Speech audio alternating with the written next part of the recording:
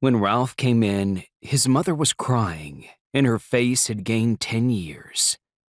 His father looked 3 inches shorter and 10 pounds heavier. He appeared to have melted into his chair. "No word?" Ralph said. "No," said his father. "Of course not. No word or I'd tell you." "Sorry, Ralph. I'm upset." "We all are."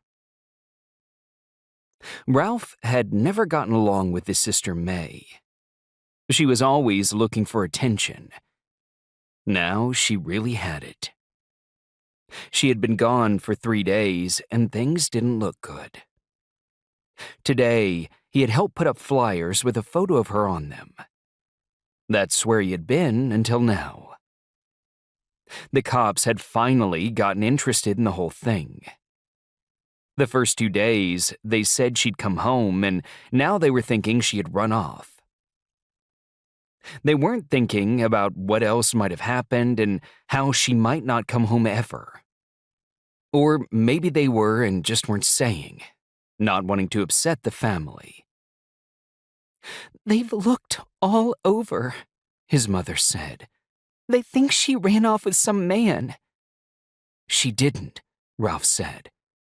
"Certainly not," his father said. "She's a good girl." This wasn't entirely true. She had taken enough drugs that if she could puke them all up from the last few years, she could fill a pharmacy. And the alcohol she'd drink. She barfed that up, she could fill the ocean, make it overflow. Add to that the fact that when he lived at home, she was always prowling in his room, looking for something to steal so she could pawn or sell it to buy the pills and drinks she wanted. "Do you have any idea where she might be, Ralph?" his mother asked. "I've thought on it, and no, can't come up with a thing." "When you saw her last, did she say anything?" his father said. "Was she unhappy?" "No." Truth was, since he had come home from university for the holidays, before she went missing, they hadn't talked much. Just something in passing. They never talked much. And then she became upset with his hobbies. She was always meddling in his business, and considering who she was and what she did, she was extremely judgmental.